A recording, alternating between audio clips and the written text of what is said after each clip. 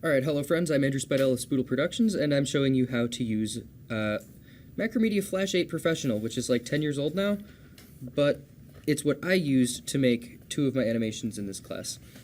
I'm going to show the very basics here, just so you can get animating in it. I'm not going to show more of the complicated things. I'll have future tutorials on that, I think.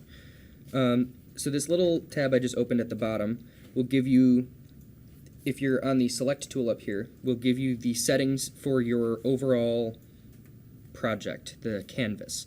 So you can choose your background color, your frame rate. For this class, I usually use 12 frames per second. For my own personal stuff, I usually use 15, because it's easy to double and get to standard 30. Your resolution size in pixels, I have made it default as 1920 by 1080. Publish settings, more stuff like that. So that's just stuff you want to set up when you make your new file, which I believe I just showed if you didn't see it. And then you've got your timeline up here, your main workspace, and your tools. All of your controls up here. The control tab will give you like options of testing and debugging movies. For animation purposes, test and debug do the same thing, but if you were programming in Flash, they would have obvious differences. Usually in the zoom window, I set fit to window most of the time, just so it's not annoying to scroll around, especially since I'm animating at a higher resolution than my tablet. And then generally what I use is the brush tool. It will let you draw if your tablet supports pressure, which if it's the one of the ones the tech department is hopefully going to be buying, then it will support pressure. If it's one of the ones on the Gateway laptops, it does not support pressure, so this button will either not be there or won't do anything. You've got your fill tool. This is your fill color here, by the way. So let's put that as this ugly color. Ooh, beautiful. The pencil tool, I'm not a fan of it because it tends to straighten and correct the lines a little bit too much. And that's the thing that a lot of people say about Flash. Your erase tool erases things. Oh my god. But with the brush tool, it does like flatten stuff a lot if you don't have this turned on. And it is sometimes an issue, but once you learn to work with it, it's not bad. I'm going to delete all this by pressing backspace.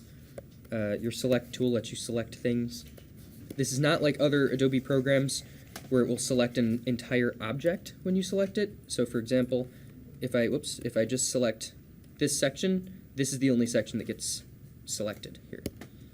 And when I'm hitting Control-Z to undo here, by the way. So now for the timeline, which is the most annoying and confusing part, because it uses its own terminology that doesn't make sense with regular animation terminology.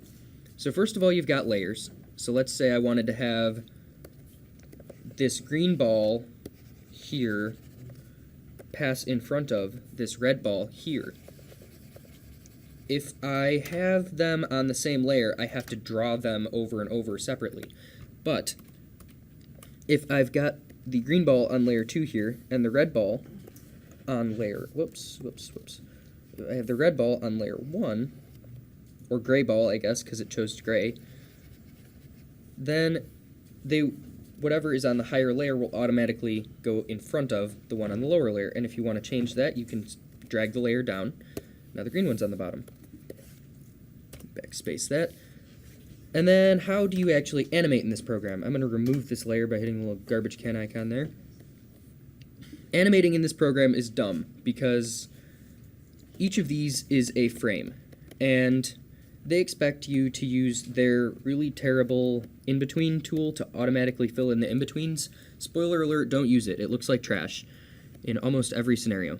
Instead, what you want to do is either right-click on your next frame that you're going to draw and press not insert frame, because this will just extend the frame that you have there. So now that same first frame will appear for those two frames. So if I draw this here, it will also be here, see? So if I click here, and I right-click and, right-click and press Insert Keyframe, it'll insert a keyframe with the copy of what I just did. So let's say I undo that, and I can turn on onion skinning, by hitting these buttons here. That's a colored onion skinning. This is an outlined one. This is just showing the other frames. And you can change how far it goes by moving these little brackets up here. I like this one myself. So then let's say I wanted to make that bigger in the next frame. There we go. And now that would be that. So I can hit enter to play it back. Oh my god, it moved.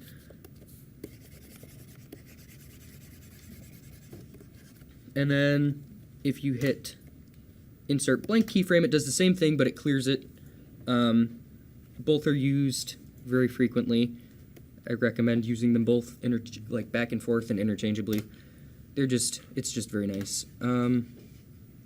Create motion tween, that's the in-between tool that I was saying about. That's terrible and I don't recommend using it because you can easily over-rely on it and turn your animation into garbage. Let's see, any other things that are super important? Oh, keystrokes. They make everything go faster. So a keystroke for adding in frames, I've set down my pen now, is F7 to add in a, is it a blank keyframe or? Oh, now I have to draw something. See what you've done. I'm gonna remove these frames here, if I can find my right click button. Remove frames. There we go. So F7 will create a blank frame, and F6 will create a keyframe that is just the same as the one before. One thing I am going to recommend, how to hide layers. So if you hit this button here, everything on that layer will be hidden. So you won't be able to see it, but if you're on that layer, it'll give you a notice if you try to draw on it. Supposedly. There you go, see? Current layer, layer 1 is either locked or hidden. Would you like to unlock and show this layer? Yes.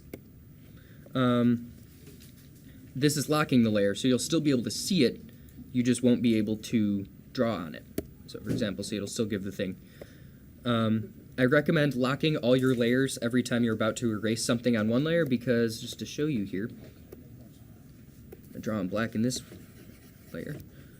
If I select it in in layer 3 here, it will also erase what's behind it in layer 1. But if you lock layer 1 and then erase, it'll show like it is, but then once you lift your pen, it has actually not erased that. So that's something to be careful of and be wary about, so you don't accidentally erase things you don't intend to. And I think that's just about it to get you set and actually animating. You can also see your frames per second, and I believe this is length of the overall animation, number of drawn frames, I want to say. Not entirely sure on those, though.